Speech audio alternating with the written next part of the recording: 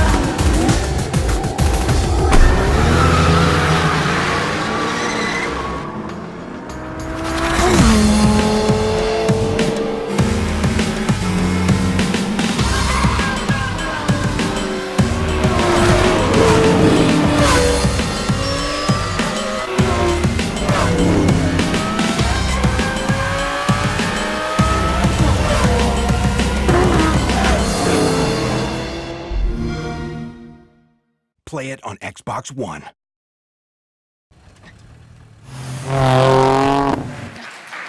Nothing like a few car crashes to wake you up. I hope you guys are feeling pretty good, man. You guys are holding up real well. It's a little hot in here, I realize. My name is Scott Lee. This is Kari Gaynor. We are from Turn 10 Studios, part of Xbox, of course, and we're going to tell you a little bit about ourselves. Yeah, hi. So my name is Kari Gaynor. Actually, I didn't start out in video games. I have a background in graphic design and also communications design and future envisioning. I joined up with Turn 10 about 3 years ago, and I've been the lead UX designer on Forza Motorsport Apex, which is our PC title, and then Forza Motorsport 7. And me, my name is Scott Lee. I'm the art director at Turn 10 Studios. I used to be a comic book illustrator a long time ago. DC Comics, Image Comics, you probably have some fans out there. I went into video games. I was at Activision, Rockstar, Ubisoft, Toronto, 6 glorious years with the beautiful Heather Steele. And now I'm at Turn 10 Studios, and obviously we're going to tell you a little bit about Forza Motorsport 7. We just shipped the game, as Heather said, so we look a little tired and a little overweight. We've been eating a lot of late-night meals and whatnot. Excuse me. So I'm going to say this is a perfect opportunity for me to spend an hour trying to sell the game to you. No, it's not. That's not what we're going to do. We are going to talk about the player-driven fantasy of Forza Motorsport 7. Hey, you know, the game just shipped, so I've been obsessively reading Metacritic scores. I know you game developers, it doesn't matter so much, but you do. It says, most beautiful game ever made. It is, yeah, pat in the back. We're getting a lot of accolades, and these are great things, but does it really matter?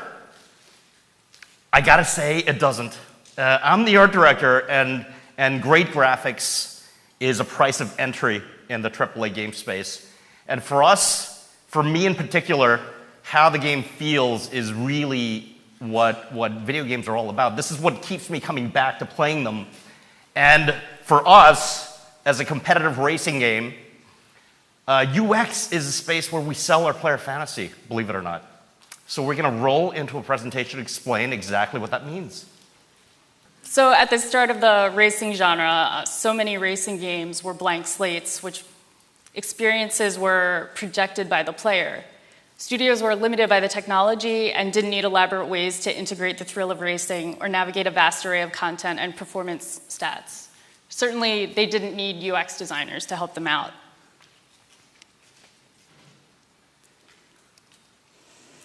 In modern gaming, complexity gives rise to new player types who may use your title in large numbers in ways you never anticipated. Tuners and painters are an example of this in our community.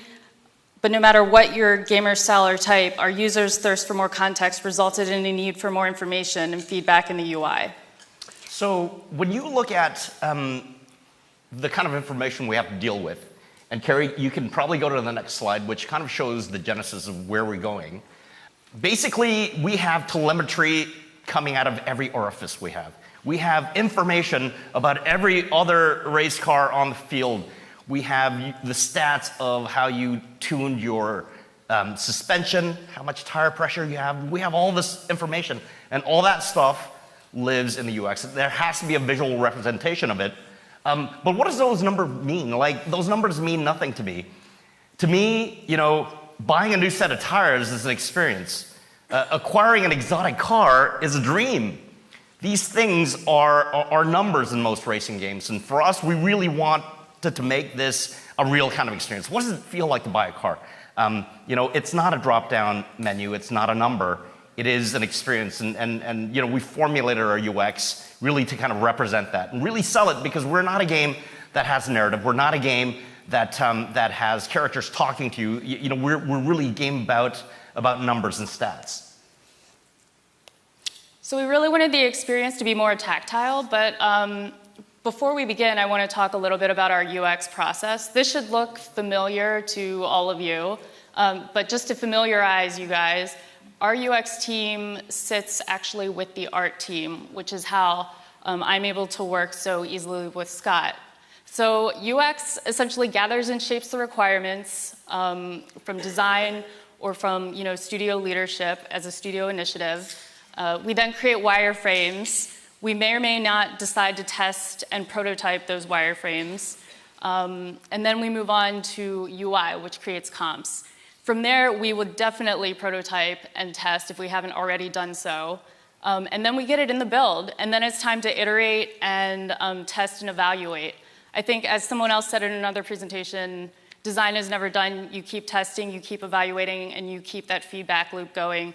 It's incredibly circular, and it's important to the design process to get that design right and get it aligned with what your community expects it to be.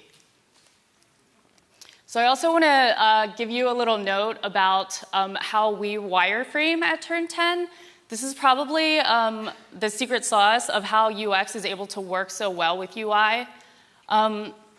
We try to make our wireframes look as close to reality as possible. So as close to the final product as possible, and the way we do that is we collaborate a lot from the get-go. We talk with design, we talk with visual, we talk with concept, and we gather ideas of what the UI could potentially look like. And at that point, we begin to sketch in what potentially the UI would look like and what form that would take, so that when we go to sell to leadership and sell to other teams and say, hey, we need cinematics here, people can see actually what we're talking about, and it's not just a bunch of white boxes with words in them.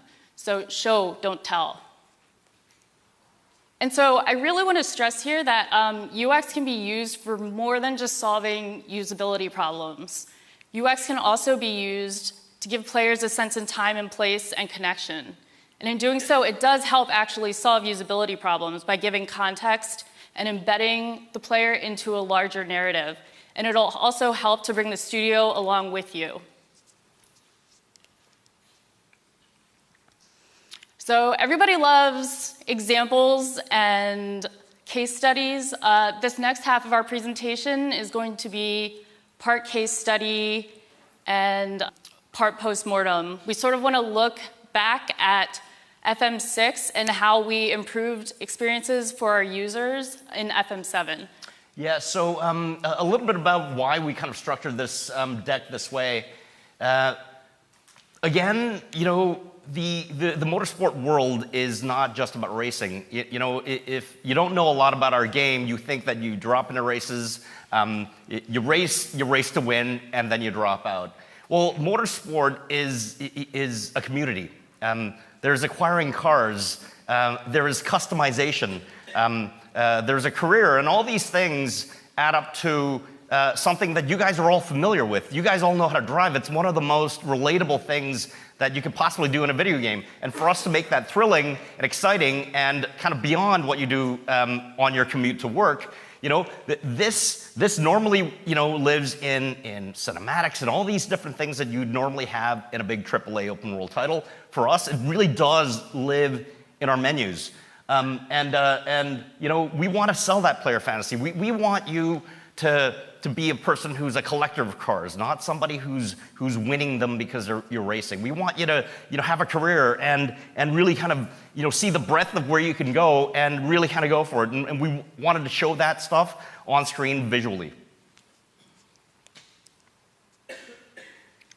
So looking at the video on the left, this is actually our initial experience video, which started out Forza Motorsport 6.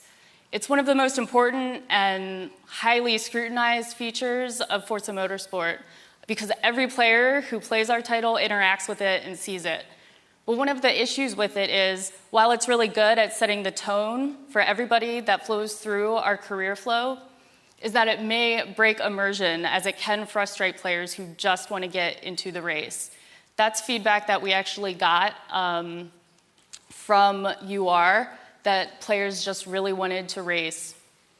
And so for Forza Motorsport 7, we corrected this by acknowledging that we, number one, have player types that may not want to be funneled through the career, but also giving them choices. Players love to have autonomy, and there are lots of different types of players. I mentioned the tuners and the painters. Those players would not likely go into the Forza Drivers Cup, which is our career, or multiplayer. They would probably be wanting to go into main menu and start tuning and painting right off the bat.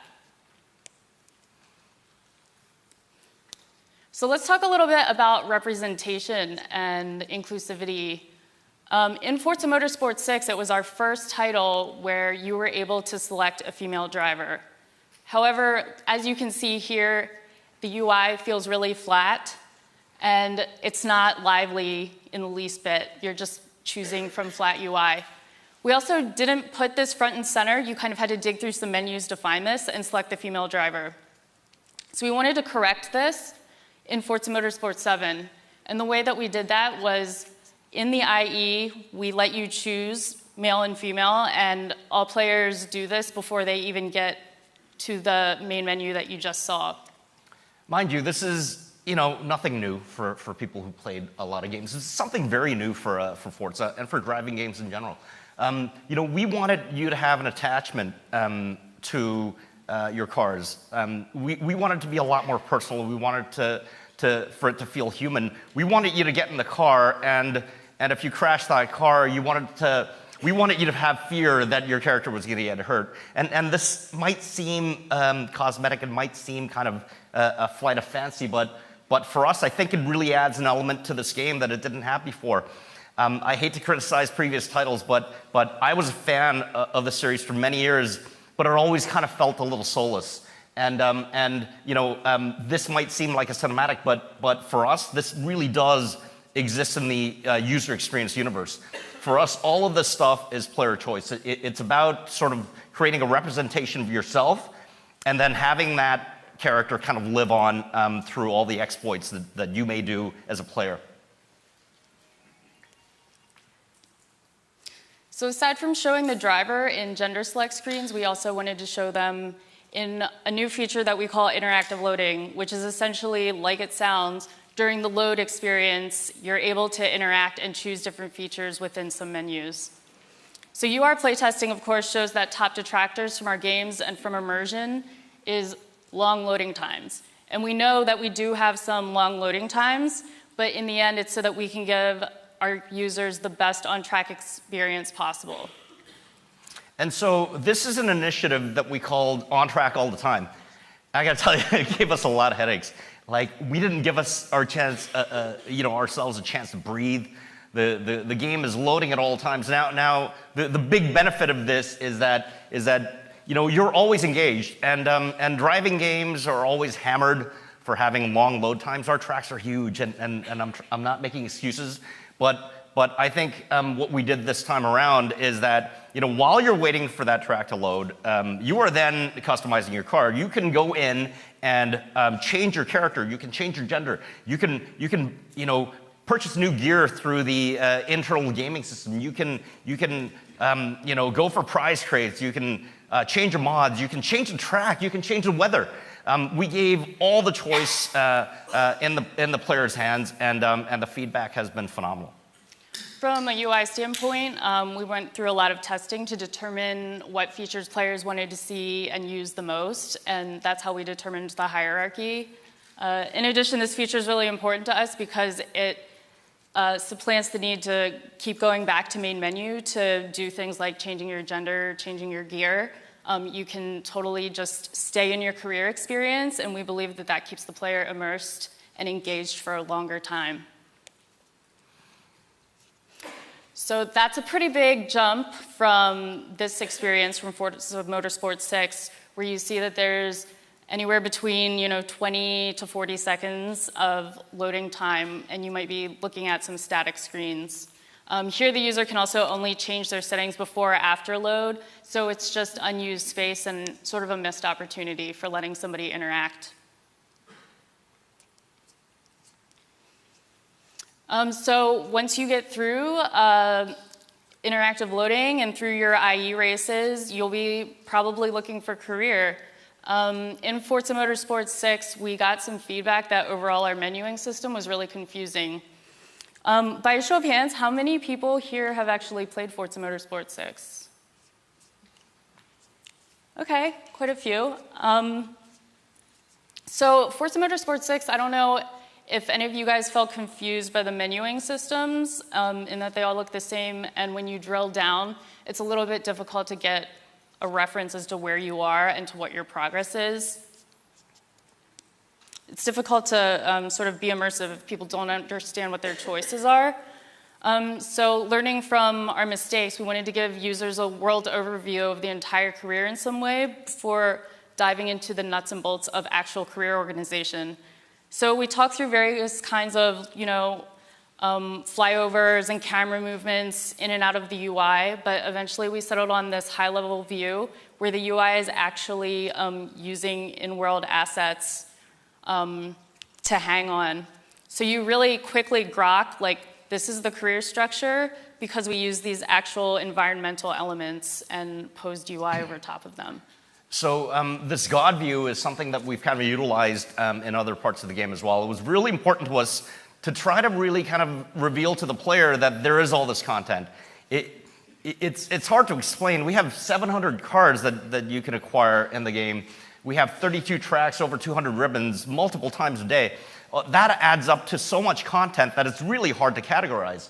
And for us, we have data, and you guys are committed players, but less than 20% of players ever finish single player campaigns in AAA games, and it's a statistic that saddens me because we work really hard throughout the whole game. We want you to enjoy the whole game.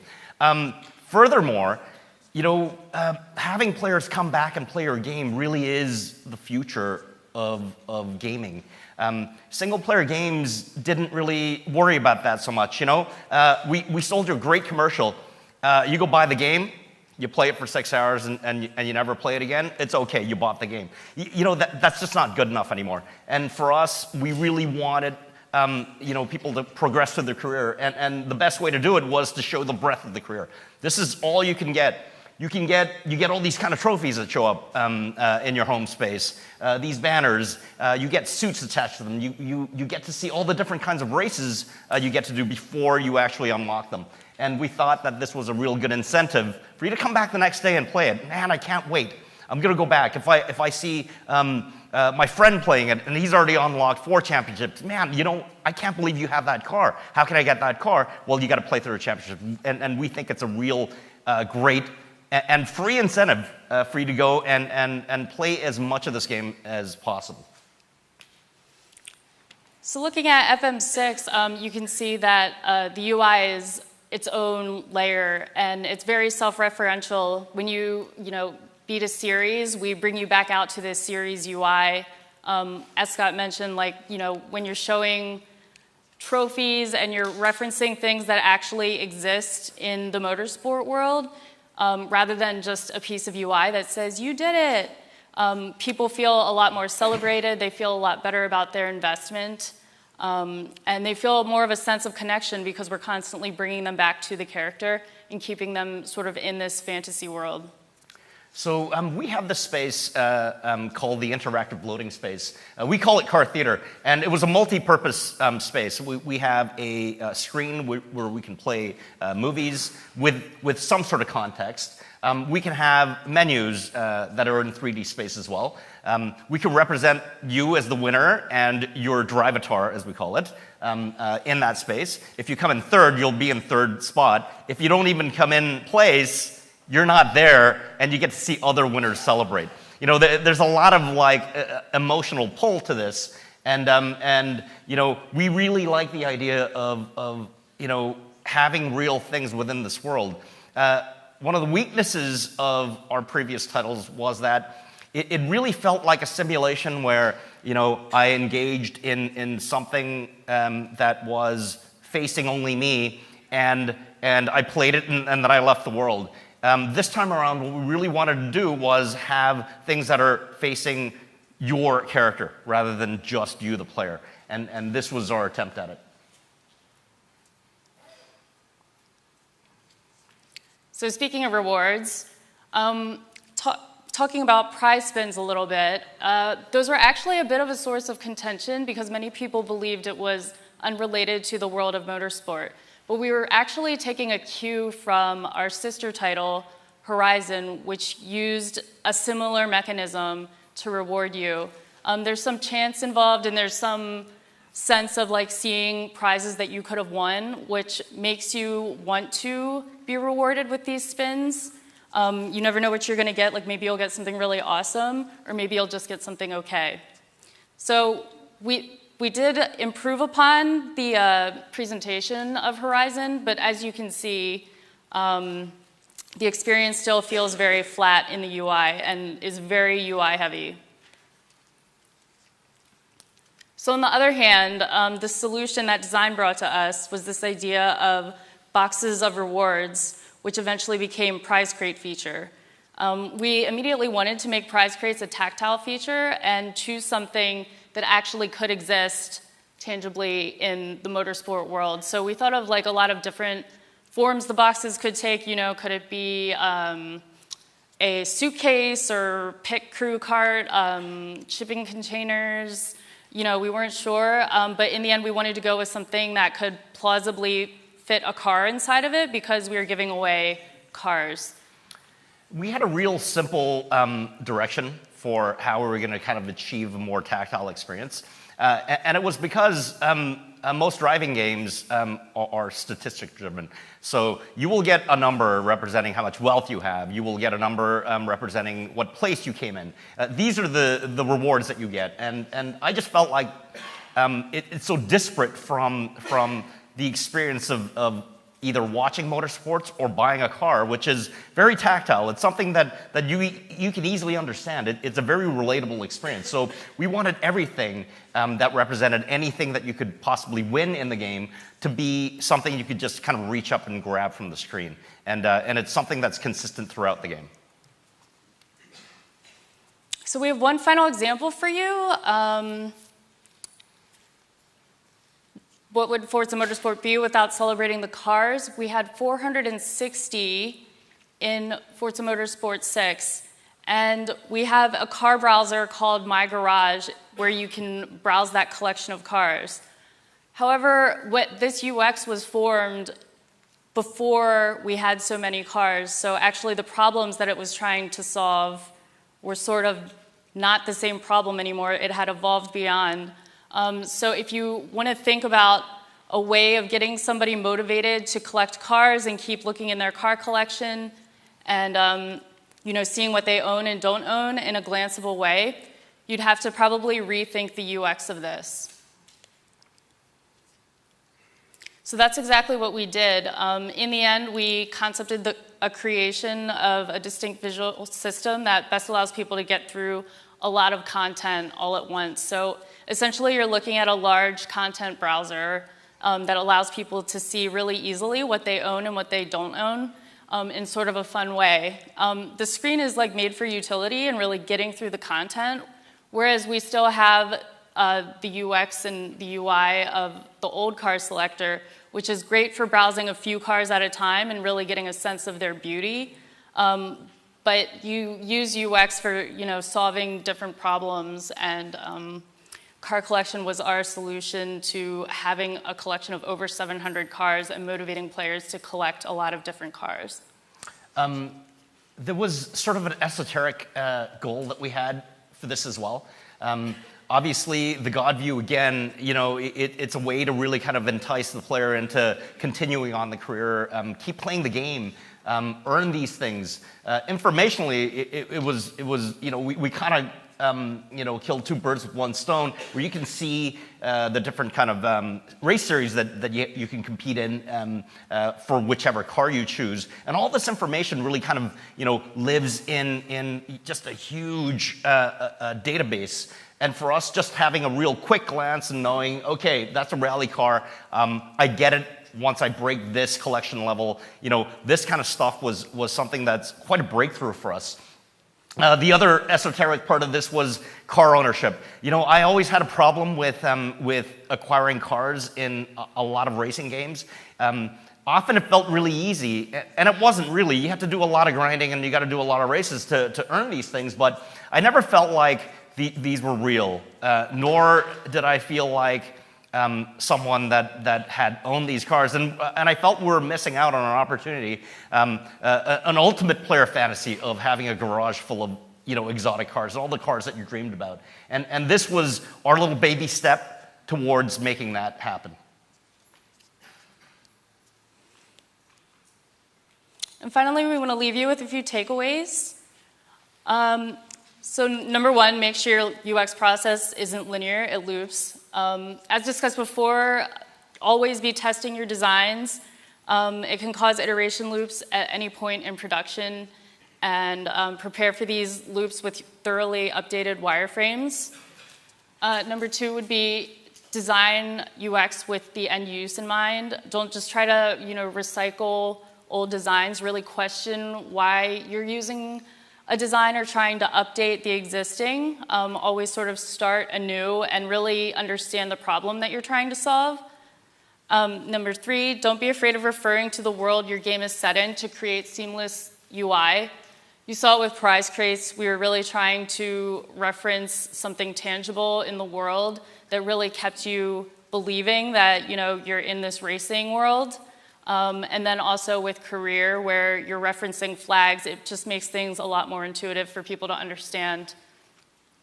Four, wireframes and documentation should really be as true to reality as possible. You really need things to be up to date, because this is what you're going to use as documentation to have those conversations with leadership and other teams. Every screen that you saw here was a collaboration with another team, whether it was concept or cinematics or character teams. So no screen is just made in a vacuum by UX team. We do have dedicated UI designers and UX designers, but mostly they're product of a lot of collaboration. Yeah, what Kari says is exactly right. I come from game development where we would have like 90 minutes of cinematics. We had full-blown characters with facial animations. We had all these opportunities to tell a story, craft a fantasy. We could do all these things. This game does not. It doesn't mean that we won't have things like that perhaps in the future. But for now, that stuff, everything related to racing, all the stuff that makes you excited about it, all that stuff that makes you want new cars, all that stuff lives within the UX, and I feel like Kari and her team did an amazing job at bringing something sort of off a page and into the world. And that brings me to number 5. UX is a catalyst for conversations. If you need to have hard discussions with leadership about what a feature is or what it could be, arm yourself with research, with wireframes, and good documentation. I think that's it. Any Fantastic. questions? Questions? Oh, thank you.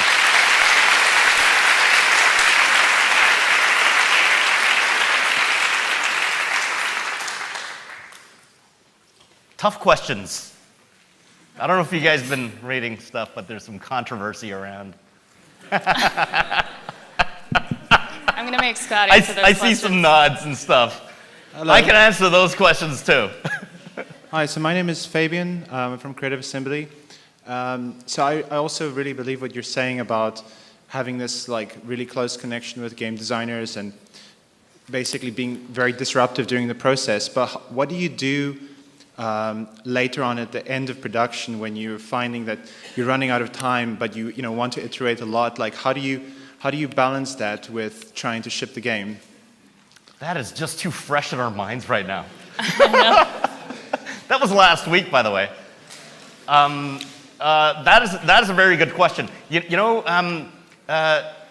I'm also dealing with the same problem, so that's why I'm asking. Yes. I think we You tend go to ahead. prioritize features, and if something is deemed like unshippable, then typically we have less a problem like crunching to try to salvage it. If something is great the way that it is and could be salvaged through like content updates, for instance, then we handle it that way.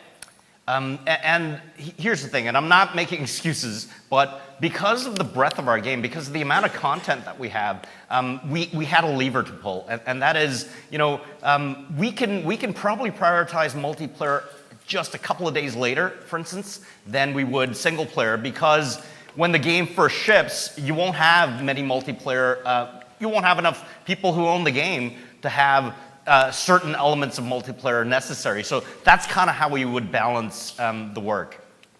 Thank you. Thank you. Dylan Job from Certain Affinity.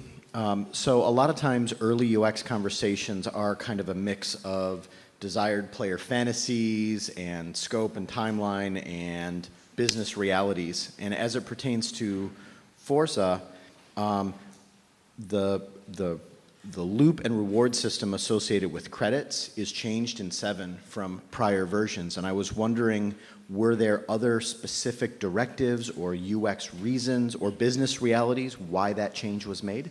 I knew that question was coming. That's a tough one. I got to say, it's a bit of a point of controversy right now for our game. I'll tell you what the motivations were. The motivations weren't greed because it wasn't anything that we could monetize, to be honest with you.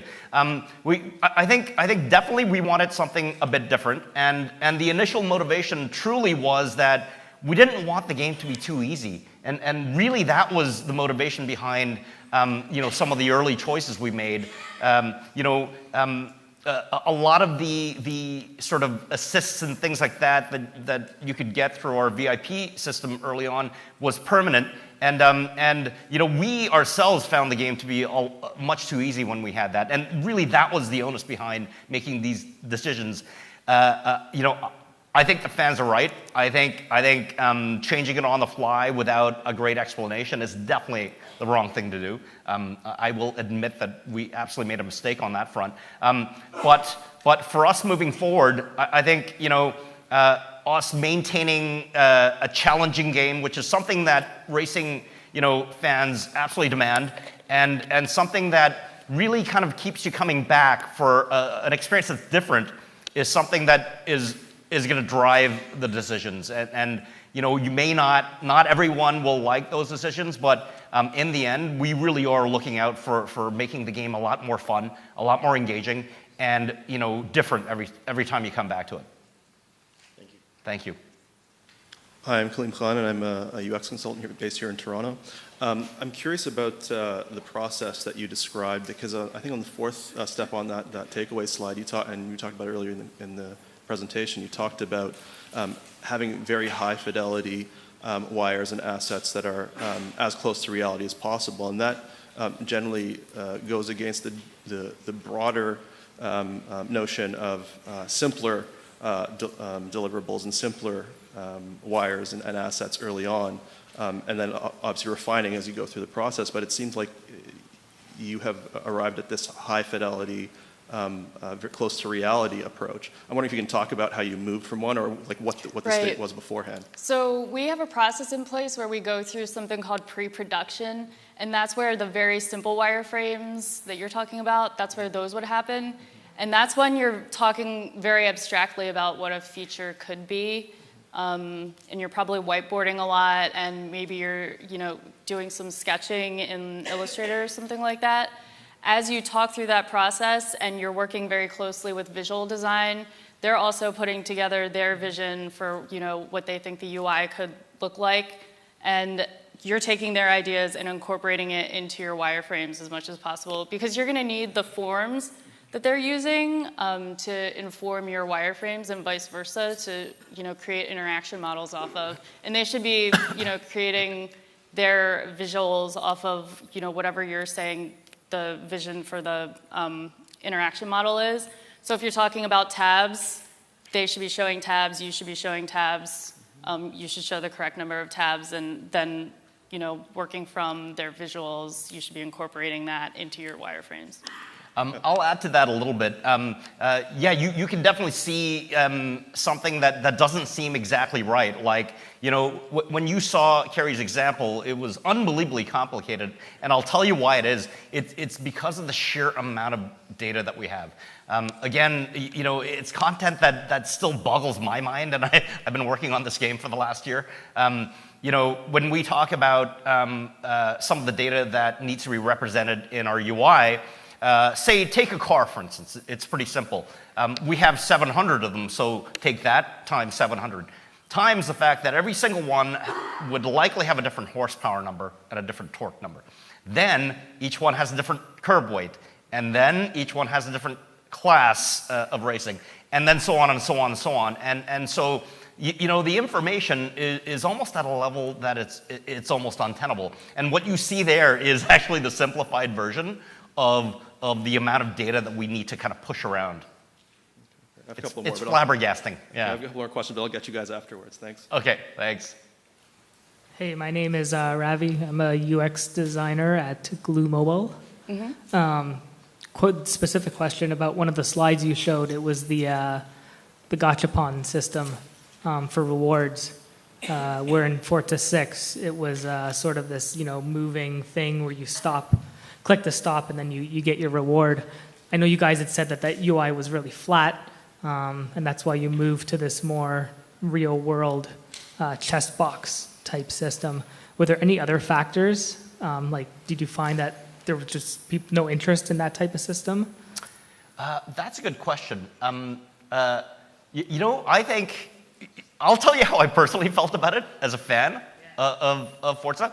I felt like it took me out of that world, that all of a sudden I was playing a game that had no basis in motorsport or any of that. The game is also quite serious, and it gave me this kind of frolicky little thing that just kind of didn't belong. And I think at a cosmetic level, it broke down for me there.